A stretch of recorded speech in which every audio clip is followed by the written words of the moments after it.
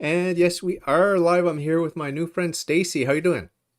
I'm great. How are you? How is the great Lone Star state of Texas doing? It's a little chilly here today. We're expecting some sleet, but otherwise, you would probably laugh at me, but I'm trying to hunker down and stay inside. It's a Ooh, little, zero freezing. I know. Oh, I wish. We're like minus 20 or whatever. I don't know what it is today, but 20 below Celsius. Let me Google quickly before I ask the biographical questions. Minus 20 Celsius to Fahrenheit. That would be minus 4 Fahrenheit. That's like pretty typical. Have you ever experienced Wow. that in Texas? I actually grew up in Oklahoma, almost to Ah, Kansas, ah, so it's a lot colder there. It's a okay. lot. In fact, I was there just a few days ago. It was 11 degrees, Okay. and Okay. yeah. I hate it. I hate it. I hate the cold. I hate the winter. I hate it. I hate it. I hate it. I'm doing my purgatory now. So, Right. anyway, so I like to ask my guest, I purposely don't read your bio, even though I posted in the show notes, but I just don't read it because I want to discover on the fly. I have a sneaking suspicion you might be Christian, though, which is cool. So just talk us through the whole journey. I like to start with early childhood, like what was the home life like, parents, grandparents, was there any influence? Did they take you to church or whatever? And how did you adjust to it, make it your own, and what was the journey like? Did you stray? That's always fun to hear when people stray. So, and then come back, hopefully. Tell us the story. Yeah, yeah. Tell us the story.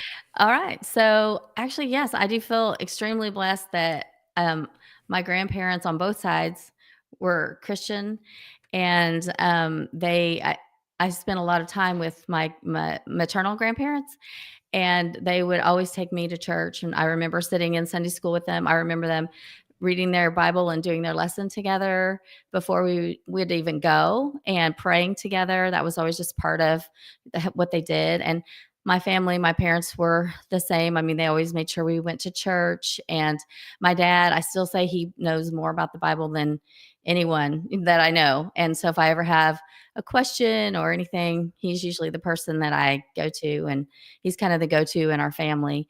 And he was raised in a Nazarene church, and they believe you can lose Oh, your salvation. So it's very different. So my dad was always oh, very, very. I was raised Southern Baptist, very strict, oh. and he always, he's like, whatever church you go to, you need to make sure it's Southern Baptist. I don't care where you go, as long as it's Southern Baptist. That's kind of the way our family was. Like, that's okay.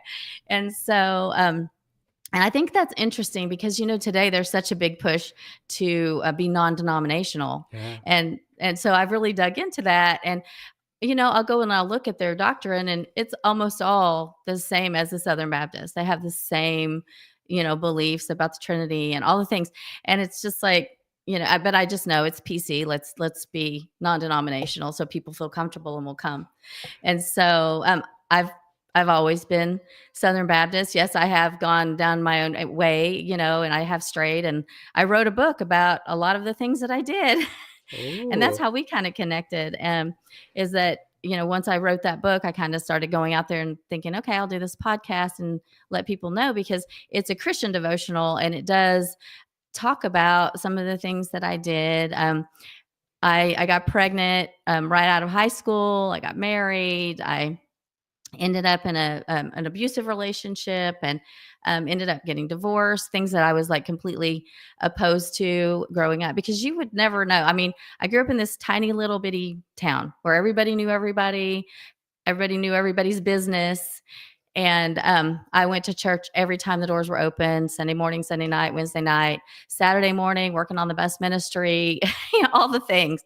And so, I had my slip up, and I didn't drink, I didn't do drugs, I didn't do any of that. I get pregnant, first time I have sex, and then I end up, the people in the church, their response to me really kind of set me down a different path as far as I didn't want to go into the church anymore because I always believed in Jesus. I mean, I've had a relationship with Jesus from the time I was little, but I didn't have like that strong. I mean, my faith really grew over this time because, when you really put to the test and you really have to decide what do I really believe?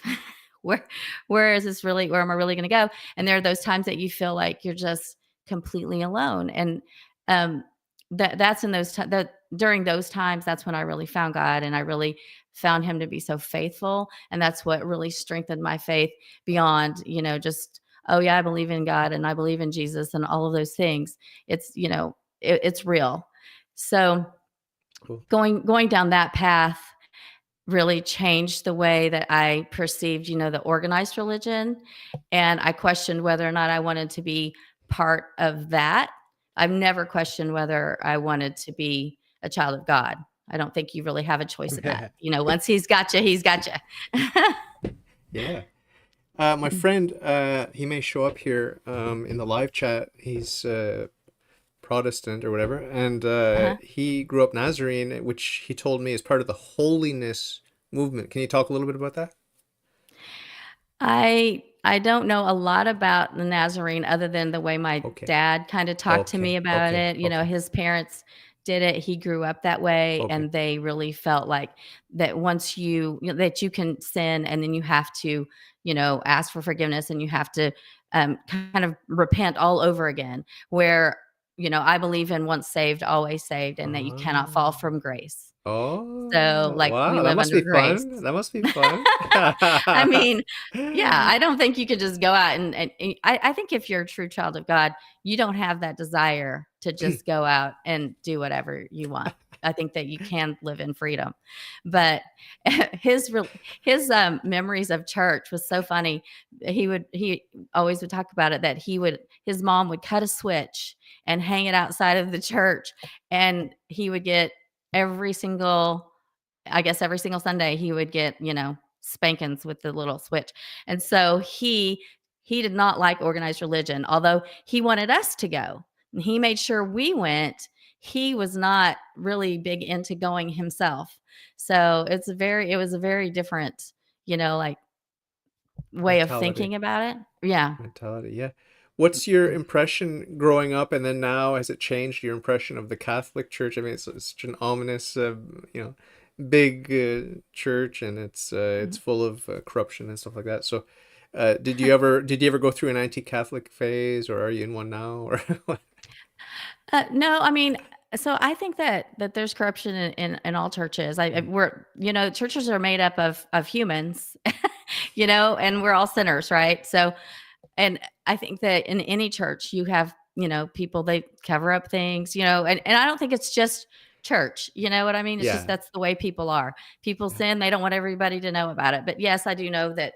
I mean, I've never been a big fan of that, of Catholicism, because of I don't understand the thing about Mary, and Oh, I also am a big fan of the Holy Spirit, and I yeah. believe in that He is our intercessor, and so I don't understand why we need a priest Uh-huh. to confess to, because Yeah. we go straight, in my belief, you go straight to the source, and you don't need that.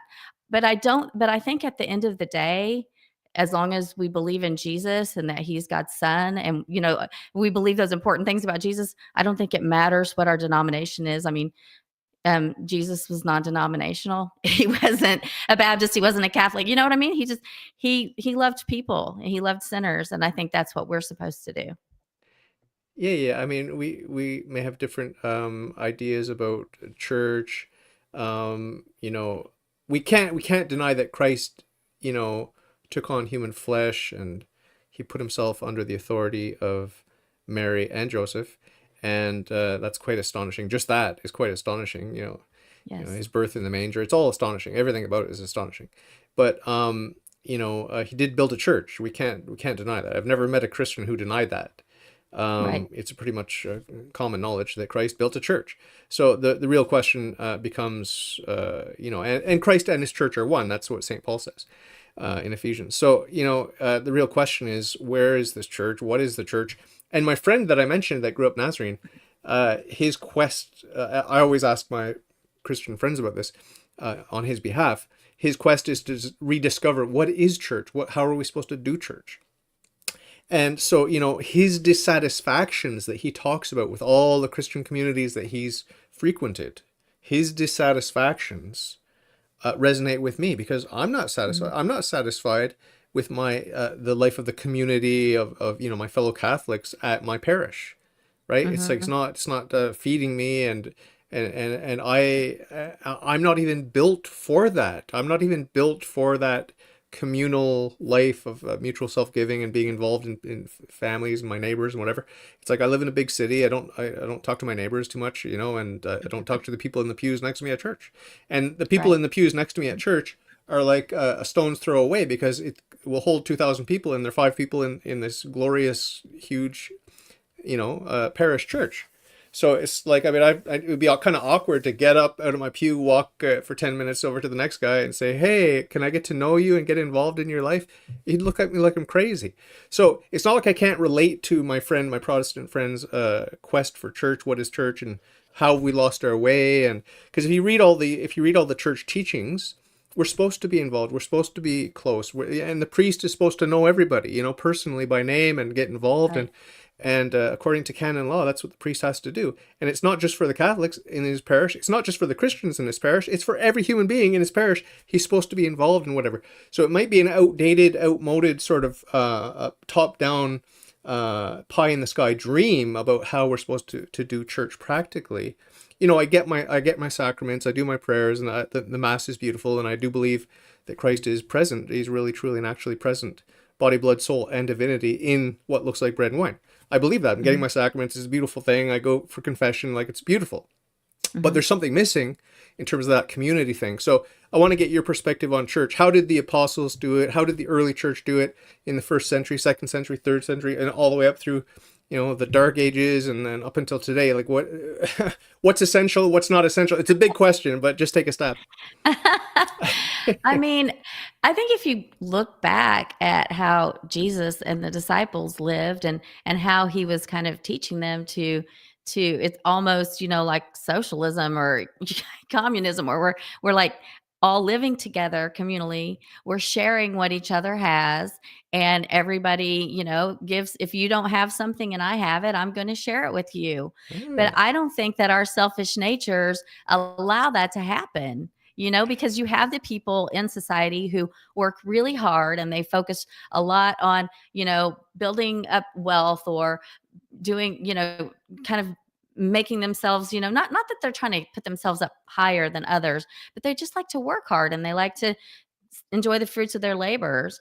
And they don't really just want to give it away to just, people who aren't working. And I think that that is an essential breakdown. Like it cannot function the way that I think that Jesus really set it up and intended for it to work because of that. Because, I think in heaven that can happen, but I don't think in earth, the way we are, the way humans are, that it's ever going to work that way. The one mm, thing that I do like about what our church does, is that we do have, the small groups that are we meet together and we do things outside of class, and you try to mm, kind of do life together mm, so that you are knowing that small group, because our church is massive, right? There's no way we're oh, going to know everybody. oh, There's no way that I don't think that the pastor doesn't know my name, but my Sunday school teacher knows my okay. name, and my life group leader or whatever. And that little group of people, we get together, we do things, we have fun together, we Mm, share prayer requests with one another and lift each other up and support one another, bring each other meals, all of the things, break bread together, all the things that, that you're supposed to be doing. We do those things together. So I think that you can maybe make it that way if you really focus on a smaller group mm, inside of the larger group. And I think that the church, that's just the body of believers. The church is the people. It's not the building, it's not the pastor or the priest, it's the people. And we're all gifted in different ways, and that we're the body, and that not everybody, and they talk a lot about that in our church, about how everybody's gifted differently, and when you use your gifts the way God gave them to you, then the body functions the way it's supposed to function, because not everybody has the same gifts, and that's what makes it work. yeah, yeah, yeah. I agree. I agree with you 100%. And I'm happy that you have that. And I've got some. Obviously, think that I have some things in the Catholic Church that you don't have, and you have some things that I don't have. And that's, I take when I interview someone who's not Catholic, I always look for, not only the common ground, but the things that they have that I need. Even if it's an atheist or a Satanist, I mean, they have something to offer. They have Hmm. something to say. They're on their journey. It's not over till the fat lady sings. And God has a plan for us all. And as we say in the Catholic Church, every saint has a past, and every sinner has a future. Like it's a Right. journey. It's a journey, right? And we're not once saved, always saved, but from our perspective. But I do have this sort of pet theory that some Protestants who believe in once saved, always saved, that for them it's true. It's true. They are once saved, always saved. But I'm not. I'm not once saved, always saved. They're lucky, they're lucky. They're once saved, always saved, but I'm not. And this is just it's just an hypothesis that I have that, yeah, God can do that. God can do what he wants to do. If he wants to make you once saved, always saved, that's cool for you. But I don't have that, So He can do anything he wants, yeah, right? If he yeah, wants to create the earth in 6 days, he can, yeah. or everything You in believe it that? in 6 days, he can. You believe I that? do. Cool. So do I. I do. Yeah. I believe that the Bible is what it is. I mean, it's whatever God said he did, he did. Who God says he is, he is. Yeah, well, I'm disappointed when I meet a Christian or a Jew. I interviewed a rabbi the other day, a Jewish rabbi, and he doesn't believe in the 6 days of creation. He doesn't believe in the young universe. He doesn't believe in a universal catastrophic flood of Noah. He doesn't believe that only 8 souls survived the flood. He doesn't believe. It's like, this is a Jew, it's like, yeah, the Jews missed the boat on the Messiah. Obviously, it's a big Right. disaster, and obviously there are lots of errors and lies creeping in. But just to hold on to that, I thought that all Jews believed that, but Mhm. apparently not. But he's part of a school, not to put him down, but he's part of a school called Modern Orthodox, I think, or something like that, modern Orthodox, and that means they try to be more hip with the science and technology and advances, and how the world is seeing things. Mhm. I think that's a big danger. Like, I mean, I think we're not supposed to be friends with the world. We're supposed to, Right. because that makes us enemies of God, right? So, I mean, I'm Right. not just being weird. I'm not just being a young Earth creationist to be weird or to be, to go upstream. I actually believe I have good reasons to reject the nonsense that is evolution, or all the fake science, and all the experts that are godless baby killers. And when I talk about evolution, I always talk about pornography, abortion, and all the other tricks that Mhm. are up Satan's sleeve. They're all connected. They're all connected, and Right. they're all connected with the attack on the family.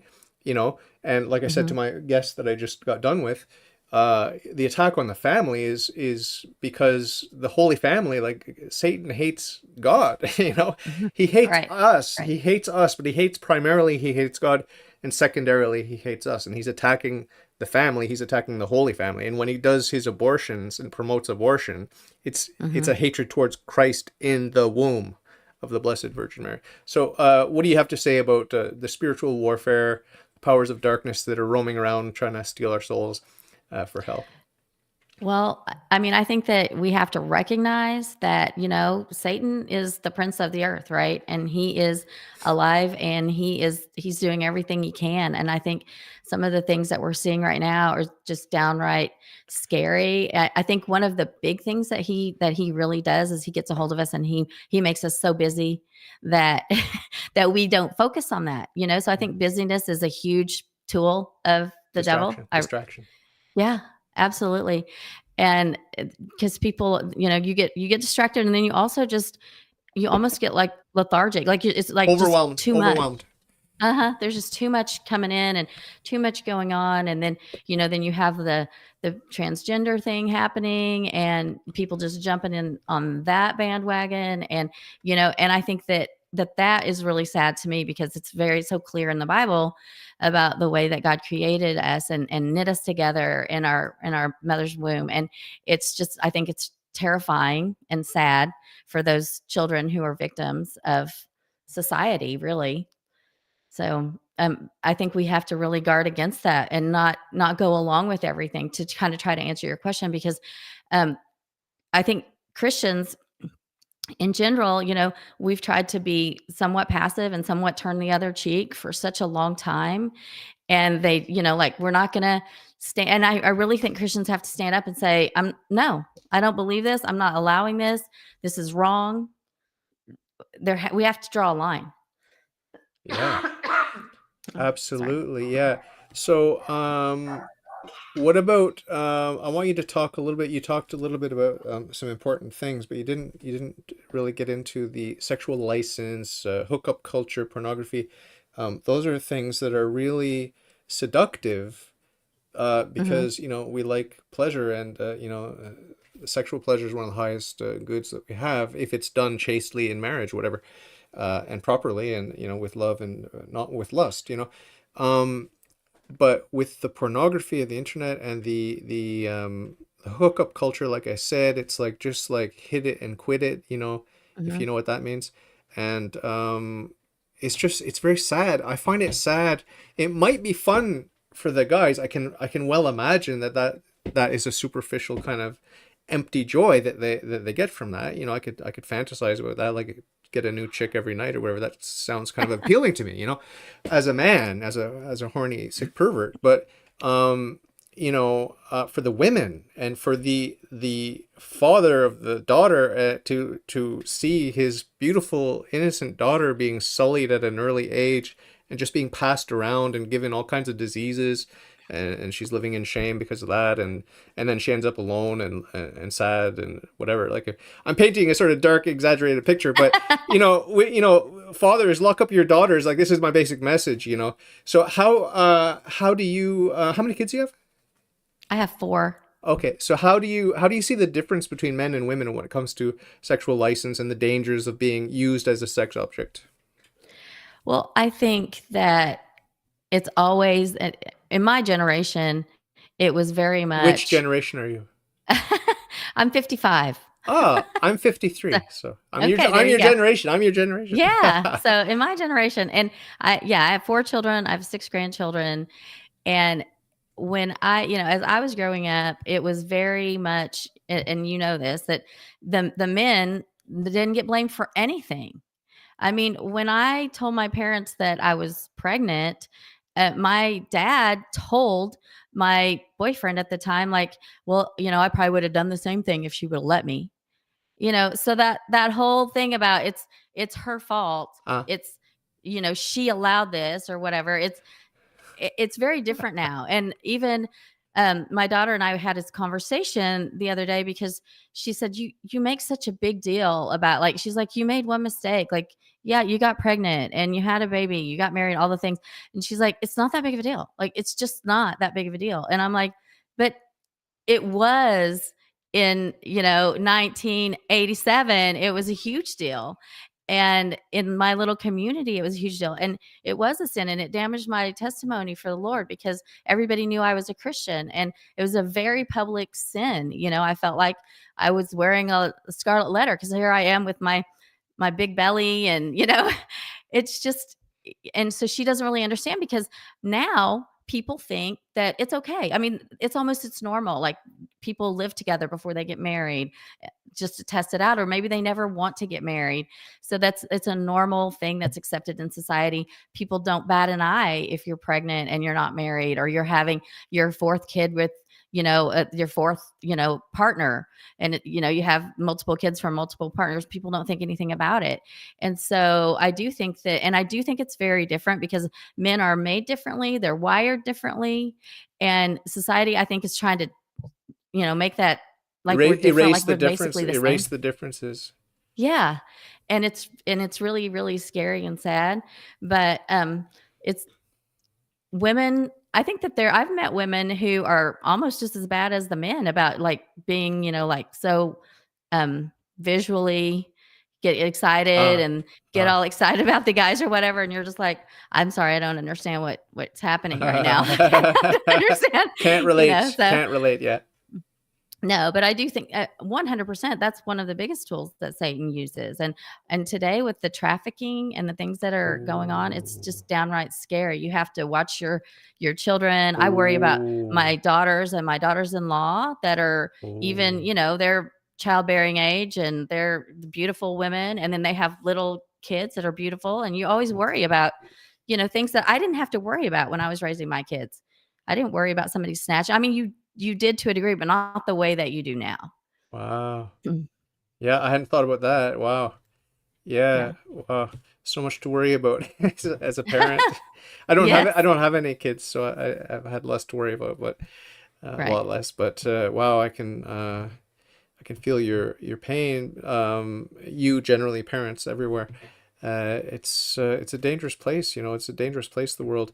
But I do want to push back a little bit and say that, you know, maybe I'm old school, you know, but I do think that the women should be the gatekeepers for their purity and their chastity, not the men. I Hmm. think the women, and they need to, the only way that they can be enabled to have that character and that integrity is Hmm. good parenting in the home, Hmm. you know, with a mother and a father that are loving and supportive and hopefully Christian, you know. It's like, Right. I think that's the only way that a girl growing up is going to be equipped to fight off the men, you Hmm. know, with dignity and with, you know, integrity, and to find a good man and to build her own family. Like, I mean, apart from that, you know, I watch a lot of trashy reality TV, and I can see when there's a Christian family, you just see the love, the support, the freedom that the kids have, the growth that they have, the education is there in the home, and that fosters a susceptibility to learning in institutional schools, and it's just like win, win, win, win, win, win, win, you know. And when I see the godless baby killers that just want to give license to their children, usually it doesn't work out as well. You know, I mean, these are Hmm. generalizations, obviously. We can find Right. counterexamples, okay? But generally, it seems so obvious. Like we need good parenting in order for the kids to be happy and healthy, right? Yeah, and I think that the key there is really the communication, because you can, I would argue that my parents, I had great parents. They did a great job. They taught us well, but there was no discussion about, Uh, sex before marriage, uh, other than it hurts, don't do it. So that was that was our sex talk. So I think that I think it's important that, so when I was raising my daughter, I'm sure she was mortified, but that was I discussed it not only with her, but with her boyfriends, and the expectations that we had. And I would be like, "Don't have sex." Like they're going out like, "Don't have sex," or whatever, like I didn't play around with it. But I was a very no nonsense parent. So, but I do think that you're right, that we have to raise our daughters to to have enough self-respect and to have enough, like, just independence. I think that's so important that we teach them that it's okay for them to say how they feel, and to say, and not to just go along. And so I think that that's really important. But I also think I have 3 sons, and I taught each of them to respect women. And I think that that's the key too. It's not yeah, okay to say that it's just up to the girl. Yes, it's up to her, but it's also up to him, because he shouldn't put her in that yeah, position.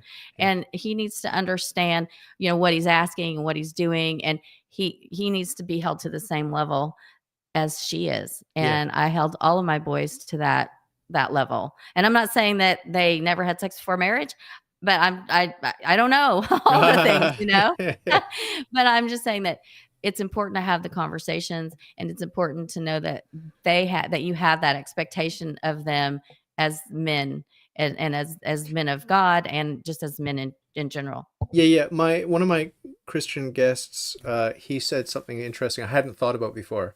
He said because his parents made it very clear what's okay, what's not okay in terms of sex and courtship and all that sort of stuff, and Mhm. everything else with terms of Christian morality. Because they made it very clear, even though he was allowed to stray, and he did stray because, frankly, we have free will. We're going to do what we want to do. We're going to do what we Right. want to do, especially a teenage, rebellious teenager. They're going to do what they want to do. Right. But he said the fact that they made it clear, they couldn't police him 24/7, so he got away with all kinds of stuff. But the fact Right. that they made it clear growing up really paid dividends, even when he went astray and he came back to Christ later, because then, you know, he said that even when he was straying like the prodigal son, he knew it Right. was wrong. He knew he was straying and Right. whatever. And then you have a point of reference to come back. So Right. he's not condoning the, sowing his wild oats and being rebellious and wild or whatever. He's not condoning it, but he's recognizing in himself that at least he had that tether, Hmm. and he was, by the grace of God, able to come back largely because of that. Some kids just don't know. They just don't know. Right. They're raised and they just don't know right from wrong, right? Right. So it's not necessarily about making sure your child never sins, because that's an unrealistic expectation. It's more Right. about, plant those seeds, teach them the right way, so that they can grow up eventually.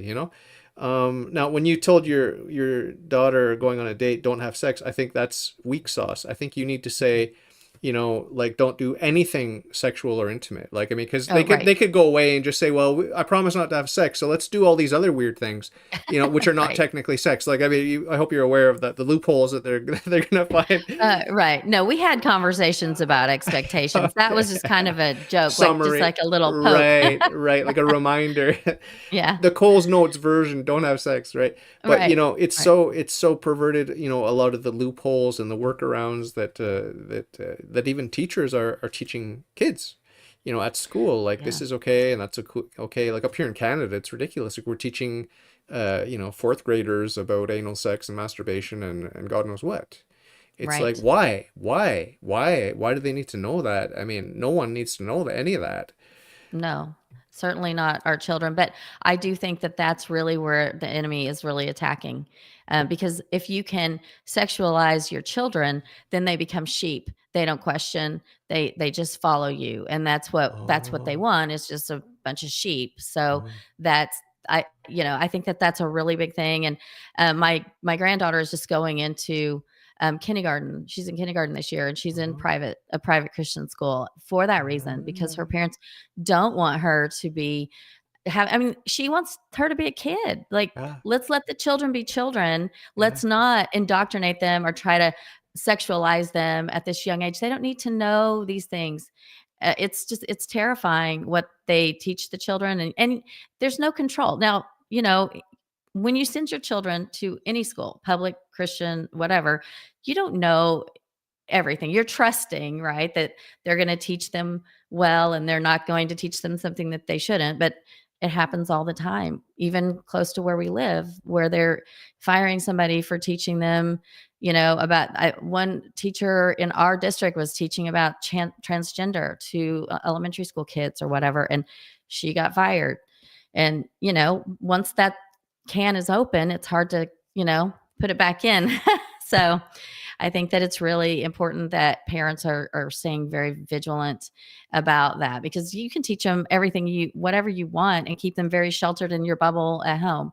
But once you send them out into the world, you know, they need to be prepared. I think that this generation has to be prepared for what's happening and and I get ahead of myself, I guess, because what goes through my mind is for such a time as this, like each generation is born and they, God knows what they're going to face and what they're going to have to deal with. And they're perfectly equipped. And we have to trust that they're equipped to handle the things that are going to be thrown in their way. But, my oldest granddaughter is turning 6 this week. And so I have 6 grandkids under 6. And I just look at the world and I think, I'm just an old lady now because I'd sound just like my grandma. Like, oh, I would not want to raise children in this generation. But I had this conversation with my husband. Like, I would not send my children to public school today. I would do anything I could. I would homeschool. I would put them in private school. I would do whatever I could because I would be so terrified of what they are going to be exposed to that they just don't need to deal with yet. Absolutely, yeah. Is that your natural hair color? I mean, you said you're an old lady, but I don't see one. I don't see one gray hair. There's I don't see there's one. gray in I there. don't see one gray hair. So you got a good webcam. It like filters it out or something. I got plenty of Yeah, gray. it's I'm in only there. 53, but I mean, I don't want you calling yourself old because that means I'm old. I don't want to be old. So how did you meet the hubby? Forgive me if you mentioned it already, but Yeah, what was the spark? How did you know he was the one, or who chased yeah. who? What happened? Okay, hold Well, on, we hold have on. Is he the it's is he just the father of your first child? no. My first husband became very abusive. Oh yeah. And Okay. yeah, when I was 7 months pregnant, he said he didn't want to be married anymore Okay. with Yeah. our second child. And so my first two children are from my first marriage. Okay. My second, we just celebrated our 31st wedding What? anniversary in December. No So way. yeah, yeah. Wow. Wow. That's pretty cool. So, and we have two kids together. And it's funny the way we met. My sister and his sister were sorority sisters at Ooh. college. Ah. And I had visited my sister and I was talking about being divorced and not being able to find, a Christian man that's going to want to marry a divorced woman because Yeah. Yeah. and she Scarlet said, letter. and my now sister-in-law, she said, "You sound just like my brother." And he had been married before. His wife had an affair and like cleaned out the bank account, went all over the place, and had this big massive affair. And basically, his pastor at the Church of Christ, his pastor told him that he needed to leave her because he wasn't going to do it because he didn't Uh, believe in divorce. uh, And he told him, she divorced you basically when she uh, started sleeping with somebody else, yeah. and Yeah. you are, anyway. So he was in that same kind of situation, and Ah. interestingly, it's funny. So I was living with my parents because I had a 3-year-old and a baby, and I had. Well, at this time, she was almost turning 5 and he was turning 2, but I had lived there for a couple years, and I was just really frustrated with the whole dating scene and like everybody. I mean, I dated a Mormon for a minute and I was never going to convert, but it was really an interesting thing. Anyway, it was just slim pickings, right? For finding a Christian man that I thought could, handle me, handle my kids, all the things. And so I had talked to my dad and I just said, I'm praying that I find the right man that God has for me. And my dad agreed to pray with me. And he's like, okay, we're going to pray together. We're both going to pray together. And unbeknownst to me, yeah, my husband now, he said he was praying the same prayer that he would find the right Ah. person. And so she set us up on a blind date. We went on a blind date. We knew by the end of the date that this was something. And we were engaged shortly after. We were married 3 months later. Cool. I know it's kind Wow. of crazy. And, but we really felt that the Lord was putting us together and everything just clicked. And like I said, we've been married for 31 years. So nothing's Wow. changing now. Wow. Very cool. I don't know Yeah. if you know, you probably don't know because you haven't watched a lot of my show, if any, but my wife's very anti-Catholic and I'm Catholic. I became Catholic in Oh, 2009, okay? And she's okay. she's culturally Greek Orthodox, and the Orthodox and the Catholic are always fighting. Right. So it's not fun. But do you and your husband agree on everything all the time with respect to the church stuff and religion and No. whatever? And how do you deal with all that differences? Um, I mean, so we're both, Protestant, we're both Yeah. Christians. We just talk about the different things that we think. It's not Not big it's stuff. nothing. It's not big stuff. Like you have big stuff probably that you guys deal with, but not us. It's mostly just little For quibbles example, about, for example, what?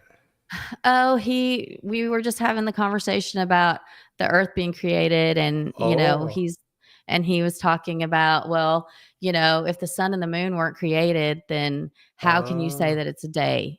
And I oh, said, well, because the Bible says that it was morning and it was night and that yeah, was the first day. yeah, But I do understand that, what we perceive as a 24-hour day may not be God's timeline because he decides what's the day, not us, right? And so there is that potential that he could have had a longer day that's longer than 24 hours, right? It yeah. could have been a really long day. Like it could have been years and years and years. And so that's one thing that we talk about sometimes, Oh, just back okay. and forth, Does he just kind of believe that? discuss. Does he believe that he's a fish or no? No, No. Okay. He doesn't no, buy into evolution. no, Okay. no. I don't think there's any evidence of ever a species evolving into another species. Yeah, yeah, yeah. My friend, I want to give a shout out to my couple of my friends in the live chat. Daniel Drazinovich is here. Phil Gonzalez is here. Phil made a joke. He's wondering if your husband believes in reincarnation. No, he does not. That's good. That's He good. doesn't. That's a joke he's making because he watched my previous episode where I had told him, the guest, that, I'm always disappointed when I meet a Christian who believes in reincarnation, and sadly I've met them. I've met these people that believe in reincarnation. It's just like boggles the mind, boggles the mind. Right, right. Where are they getting that? Oh my God, like we live once and then the judgment, that's pretty Mhm. clear, right? Yeah. What are your favorite, I mean, this is like a silly question, but I always ask my Christian friends, what is your favorite, you know, sort of scene in the Bible? I don't want to say chapter or verse, but just the scene, you know, what are some of your favorite scenes, Old Testament and New, just what comes off the top of your head, some of the scenes that you like to meditate on or think about daily or at least weekly or monthly? Well, so I my favorite verses, chapters like Matthew 6:25 through 34, where he just talks about how much he loves us and how we shouldn't worry, how much care he has for us. And the reason that's so dear to me is that it came to me when I was just at probably my lowest point, when I had gone through a divorce. I actually had been engaged, and it broke up, and it was Oh, this whole thing. And I was just like, okay, I was just devastated over just everything, like trying to raise my kids, trying to be a single mom, trying to work and go to school and all the things, and just feeling overwhelmed. And I was like, am I ever going to get to like move on? Am I always going to be in this phase of my life? And I prayed, and I really thought about it. And I just, I felt like, I just felt like, okay, you're going to think I'm nuts, but I really felt like, look at Matthew 6. And I read through there and I saw that, and I was like, oh, okay, this is God talking to me. I really felt like God was talking to me, and he gave me that verse and gave me those verses. And so that's always been special to me. uh-huh. As far as like other things, like I have had times, there are passages in Psalms Uh, that I just really love, and I go to uh, when I'm feeling persecuted or when I'm feeling happy. Like okay. I have had times in my life where I've felt like people are really after me and like really trying to bring me down, and I have felt like, okay, this is where my shelter is. Like you are in control of my life, and I am going to hide behind you. And he has always been there, and he's always protected me. And I love David. He's one of my favorite characters because he had such a good heart, and he loved God with all of his heart.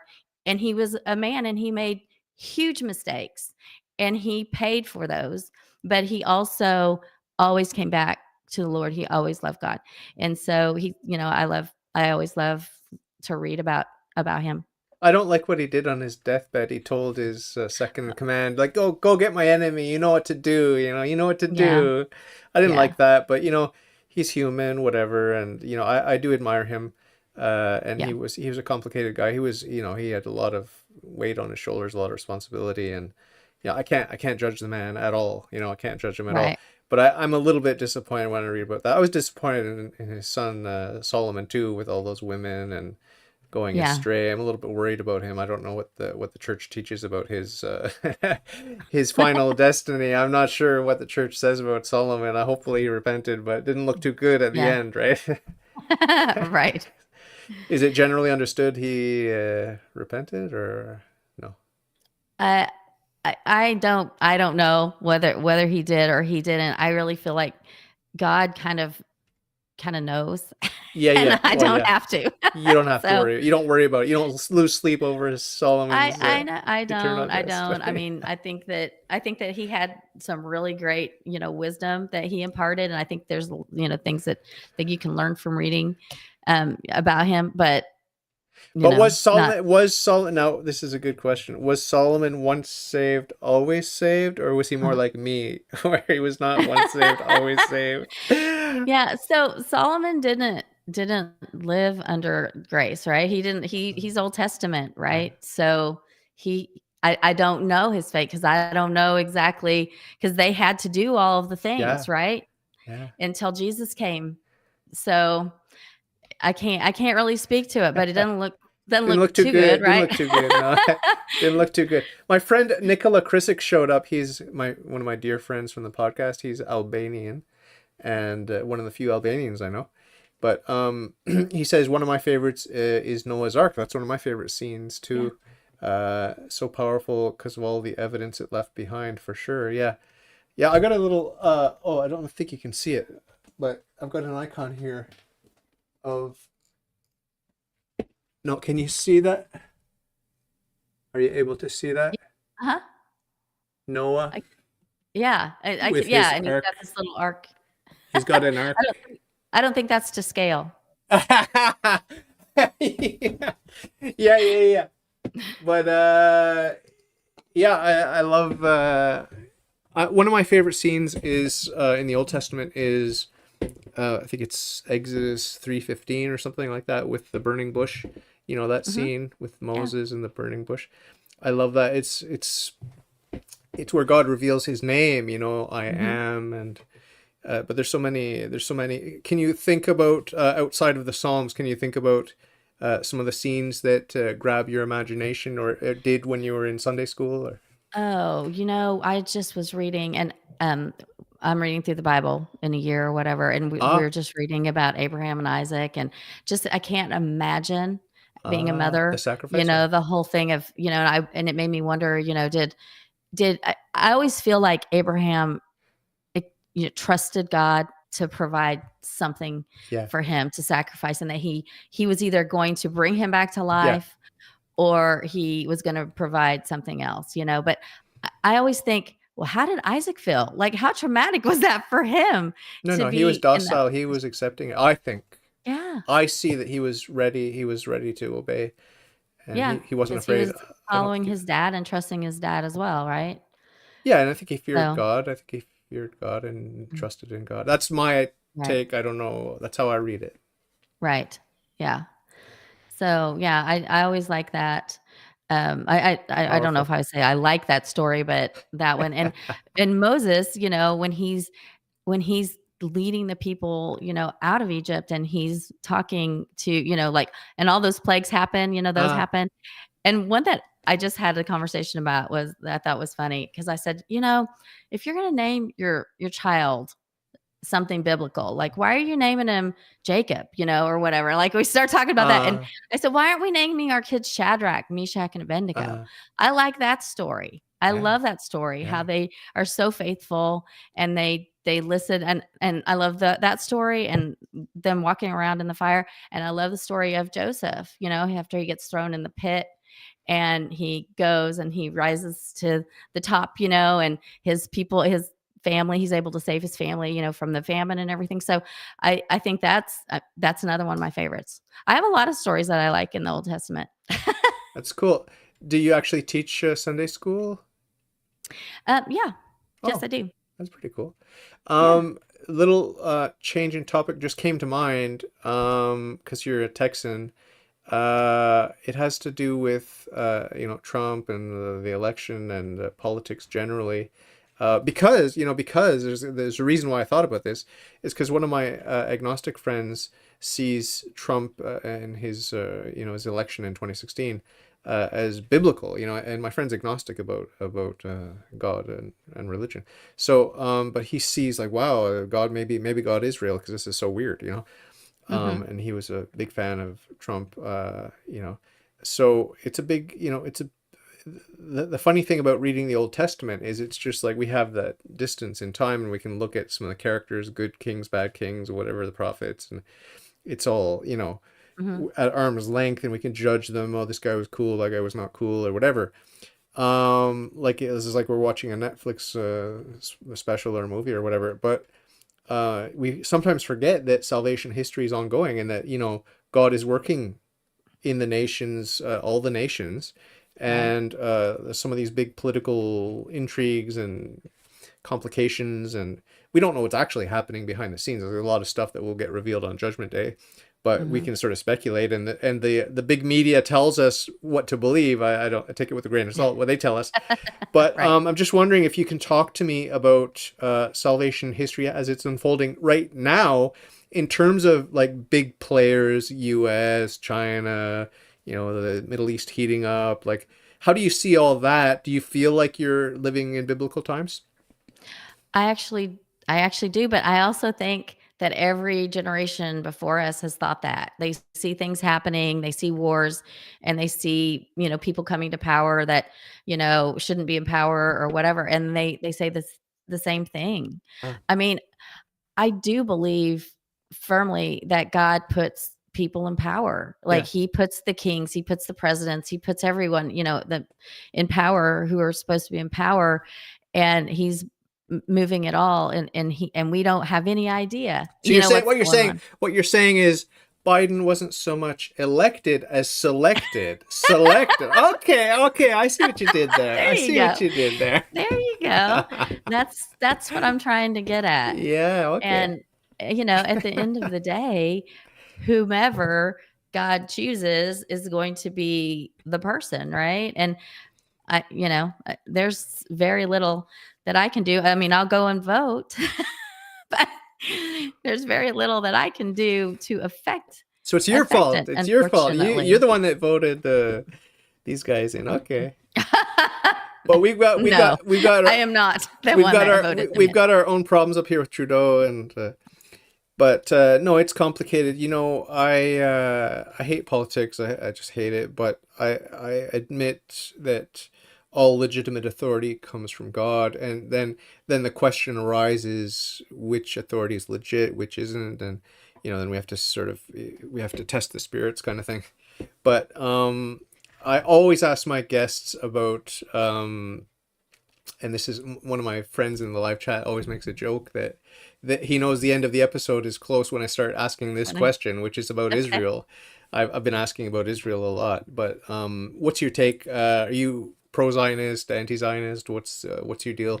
And how do you couch it in sort of the idea that God promised the promised land to the chosen people, and did they lose that right? Because they got promised the blessings, but also the curses, and they didn't Hmm. they didn't they didn't fulfill God's command to slaughter every man, woman, child, and Right. and beast or whatever. So I mean, do they have a God-given right to that land? And was the modern state of Israel was that God's ordaining will, or was it just his permissive will, and they try to force God's hands? What's your position on Israel and Romans 9 to 11, that sort of prophecy that the Jews will come back into the church? So I think that God gave that land to the people. Okay. I think that it's a very complicated issue, Uh huh. Yep. and that um, I think we should support Israel. Okay. And it makes me absolutely sick to my stomach, some of the stuff that I've seen, and the people coming out, and people in, politicians coming out in support of Hamas, the terrorists. And I cannot imagine. Now, I do understand, that relegating people to one area and treating people the way they were treated is going to create hostilities, right? Yeah. I understand that it's going to create hostilities, but I don't condone, or I don't understand what they did. I would stand with Israel 100% of the time, because Okay. those are God's chosen people. And I think that you're on the wrong side if you oppose that, because I feel like you're opposing God. And even though they've rejected him, some That was some my will next come question. back. That was my next question. Some will come back around. They Won't definitely all of will. Israel be saved? Romans 11. All of Israel will be saved. I think I mean, if it's in the Bible, you have to believe it, right? I How do you that's interpret that's that? what What does it mean for all of Israel to be saved? well, Take a you're stab asking me at to it. Take a interpret things that stab. I mean, honestly, I haven't sat and thought about that. I What's just your gut tell and you? What's your gut tell you about all of Israel being saved? That's what St. Paul says very explicitly. So what does that mean for you? Because Woody Allen considers himself a Jew, but is he really a Jew? Is he really? I don't think All these that it atheist Jews, are they really Jews? Or they're carnal Jews? That's what they're called, carnal Jews. They're right, Jews in the flesh. But we Christians are the spiritual Jews, right? We are the true Jew. We are the true Israel, right? right. But when Saint Paul talked about his brothers and how he's willing even to go to hell for his brothers in the faith, in the Jewish faith, he knew that he was a spiritual Jew and a carnal Jew, but a spiritual Jew, and he knew that Christ was the way, the truth, and the life, and that the Christians, that is the younger brother usurping the elder brother for a time, a partial hardening come upon the Jews. But he explicitly said that those people who missed the boat on the Messiah, they will all be saved. So I don't have the answer to the riddle, but I'm just wondering what your gut tells you. Right. Yeah, I don't have the answer either, because I believe that if you do not believe in Christ and you do not accept Christ, that it's very clear in the Bible that you are not going to heaven. It says the way is narrow, and it says that, Yeah. a lot of people think that they're going to go that aren't going to go. And so I personally don't believe that if you don't believe in Jesus and you don't believe that Jesus is God's son, and that's the pivotal belief, right? He's not just a prophet, he's not just a man, Yeah. he is God's son.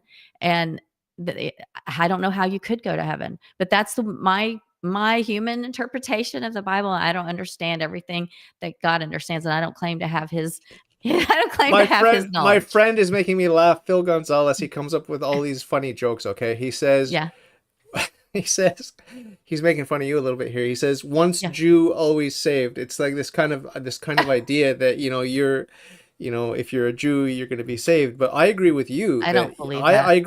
agree with you that it's not enough. And St. Paul says it, it's not enough. Like circumcision Yeah, means nothing. This means nothing. That means nothing. It's all about right. Christ. It's all about Christ. Get on the Jesus train, because otherwise Yeah, you're doomed. So yeah, right. it's a complicated issue. It's a very complicated issue. I'm sorry to even ask you, because it's like putting you on the spot. Like, hey, explain this mystery to me. But I always ask. I always ask. Yeah.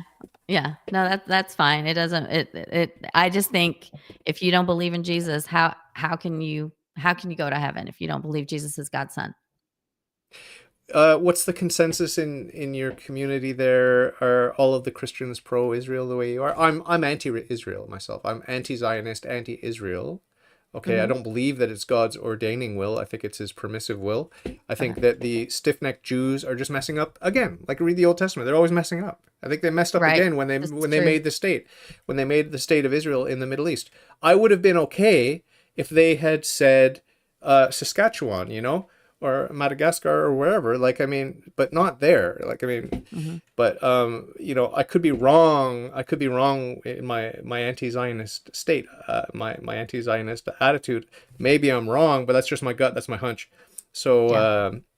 but among the Texans, is it pretty much like every Christian is like stand with Israel no matter what, like you said? Most of the people I know are, but I'm sure that they're different. People have different opinions, but most of Oh, the okay, people that I know are kind of like the same way I am. okay, Those are God's people. It's in the Bible. We should stand with them. Now, I don't like I said, I don't agree with just going in and killing innocent people, no matter yeah, who they are. yeah, But, yeah. The way I see I it, the way I yeah. see it, the way I see it is, I love the Jews, I respect the Jews, but power corrupts, and powerful people just are playing a game of chess, and they don't care about the innocent Jews, Muslims, Christians, and whoever. They Right. just get slaughtered. I mean, that's the way in Russia, Ukraine. That's the way Israel, Gaza, Palestine, whatever. It's always the way. It's like the Right. powerful that have no respect for life. I mean, it's everywhere in the Old Testament and in the New, and in all of salvation history. It's always the same story, like Cain and Right. Abel. Is like, it's just like it But was. I don't think that region is ever going to be in peace. It's never going to be Uh, a peaceful region. I think they're always going to have conflicts. So yeah. it doesn't surprise me, and I don't expect it to go away. Like, Yeah, yeah, yeah, it's sad. It's sad. Have you met any Jews who found Jesus? I know Jews, but I Oh, don't know that I know Jews that have found Jesus. The oh, Jews I okay. know are Jewish, Oh, yeah. and they're lovely. I mean, they're lovely people. Yeah. They just don't believe that Jesus is God's son. Yeah, it seems to me very obvious that it's a supernatural, spiritual blindness that keeps people from seeing a reality. Like, especially if you're already a monotheist, you believe in, if you're a Jew or a Muslim, it just seems to me like it's beyond obvious. You Hmm. already have God the Father. Why? How can you look at history? You know, when Jesus walked the earth, and shortly before, shortly after, how can you look at that history and come to the conclusion that that was not who he claimed to be, the God man? I just don't understand it. It has to be a spiritual blindness that's supernatural. It can't just be that people are that stupid. You cannot be that stupid, right? To put it in crass Yeah. terms, put it in very vulgar terms of it. I mean, it's to me, it's obvious. I think we have The gift we of the can look grace of back. the gift of faith we have. Right. We have faith, but we also have history that we can look back on and we can see it. But I think that you have to have that faith and you have to have that foundation that you believe that the Bible is the infallible word of God. Ah, And if you don't have that, then I think that it's easy to get off track okay. because you're raised differently. You're not taught that. You're Oh, you get taught a that the different story. You get a Torah. different story. You get a different story. Yeah. Right. And my son calls it Uh, indoctrination. And he's like, if you're indoctrinated into the Christian faith or the Catholic faith or the Muslim faith or whatever, then it frames your reference for everything. And it makes it very difficult because he, as an adult now, he likes to look back and say, how would I have felt if I was a blank slate? If I had not had that, ah, where would I have gone? Which way would I have gone? ah. And he's like, everything that I do is framed around, you know, Christianity because that's the way I was raised. And I said, you're welcome. I'm not going to say I'm sorry. I'm Is not he sorry. questioning Sorry, his not sorry. faith? Is he questioning his faith? Are any of your children or grandchildren? Oh, well, not grandchildren, but are any of your Yeah. children questioning their faith? Any of those 3-year-olds questioning their He faith? definitely, he definitely has. I don't know where he is exactly now, but what got to him is, he is in the world of acting. Oh, no way. Excuse me. Ah, And okay. a lot of his friends that he went to school with are homosexual, and it Ah, bothered him the stance that the Christian church had on homosexuality, and he felt like that was so. There were some things like that that really got him in college, got him really questioning. I do believe that he is, because I believe in once saved always saved, so I do believe that he is a Christian whether he likes it or not. No, he has never rejected. I mean, if he turned around and said, "I don't believe, I reject all of that," then I would have a different conversation. But I don't, because I mean, I don't think that you can do that and stay saved, right? yeah, In that case, I would think that you weren't saved to begin with. yeah, yeah, Like you never actually believed. yeah, If you could just turn around and reject it and completely say it didn't happen. yeah, yeah, yeah. So it's an interesting conversation Yeah, it's an interesting that we have. conversation that I'm going to have with your son when you invite him onto my podcast. That's what's going to happen. Okay.